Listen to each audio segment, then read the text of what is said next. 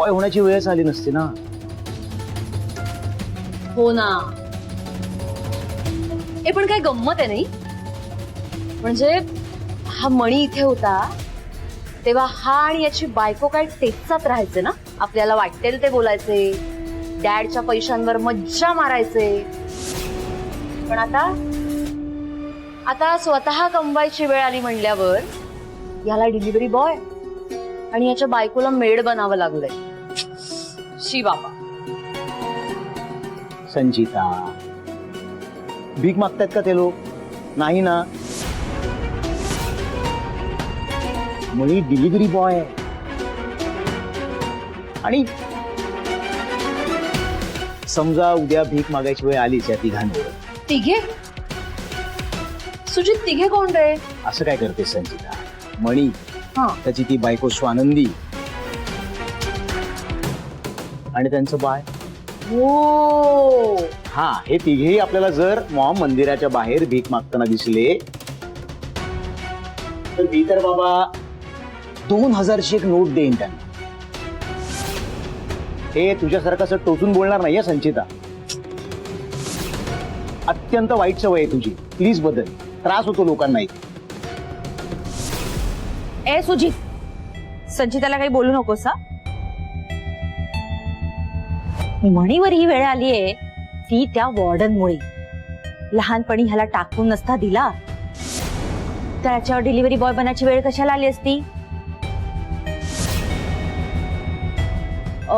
तो त्या हॉस्टेल आहे ना त्याचा सन्मानपूर्वक पिऊन नाही तर वॉचमॅन बनला असता.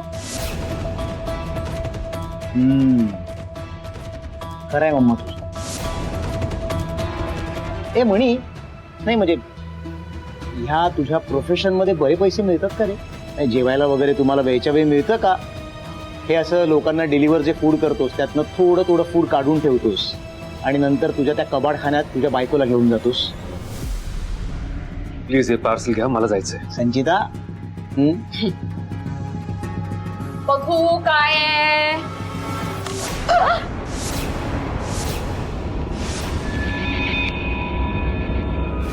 व्हॉट द हेल मणी. एक साधी डिलिव्हरी नाही करतायत का रे तुला? काय हे? शी, तुला पार्सल नीट नाही ठेवतायत? काय झालंय बघतोयस ना. फूड वेस्ट झालं सगळं. माझं घर सुद्धा घाण झालं. शी.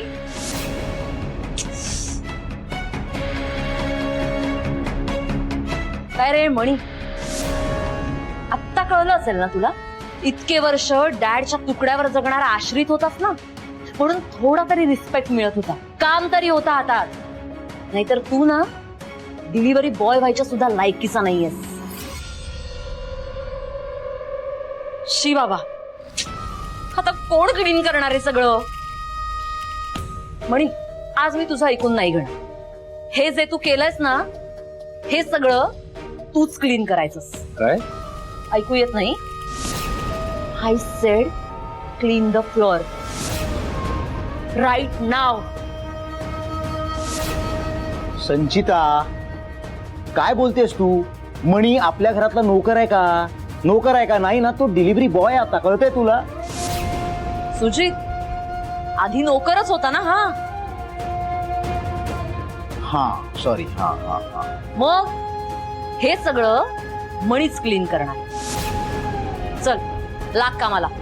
फालतू लोकांशी बोलण्यात वेळ नाही घालवायचा मला. मी हे सांडलं नाहीये त्यामुळे मी साफ करणार नाही. ए मणी, तू नाही पुसणार तर काय तुझी ती वॉर्डन येणार आहे का पुसायला? हा, मणी मणी मणी मणी. पाहिलं संचिता, ह्याची एवढी हिंमत, न पुसताच निघून गेला. डोंट वरी मम्मी, तुम्ही आता बघाच मी काय करते.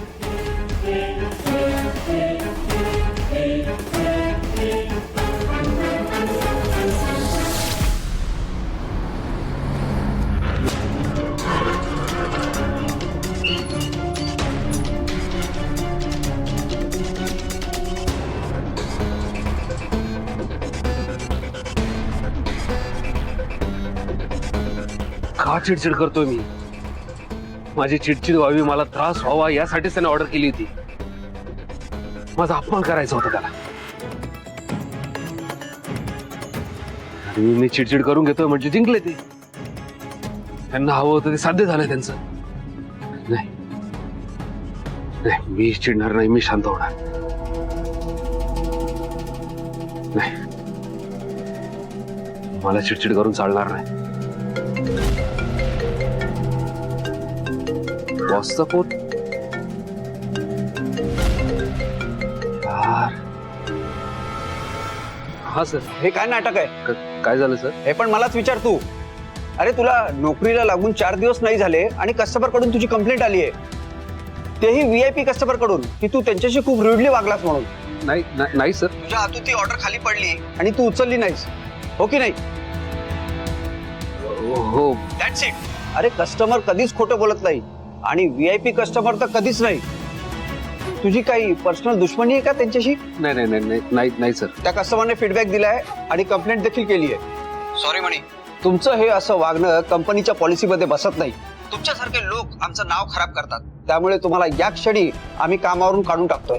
नाही सर. कंपनीचं रेप्युटेशन खराब केल्याबद्दल तुमच्या पगारातून 10,000 रुपये फाईन लावण्यात येईल तुम्हाला. तुमच्या पगाराची एवढी रक्कम नाहीये, त्यामुळे तुमच्या पगारात जी काही रक्कम जमा आहे ती आम्ही फाईन म्हणून वळती करू. नाही सर. नाही सर, माझी काहीच चूक नव्हती. Hello hello hello sir. Hello.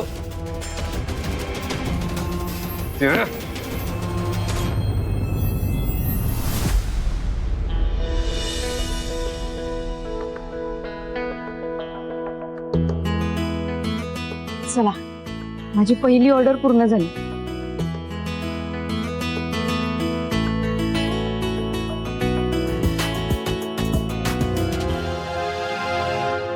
मणी सर, मणी सर, काय झालंय? इतक्या लवकर कसे काय घरी आलात? मणी सर, काय झालंय?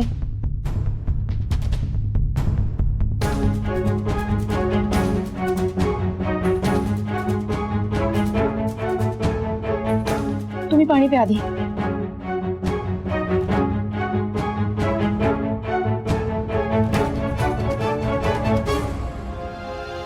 आता सांगा मला काय झालंय?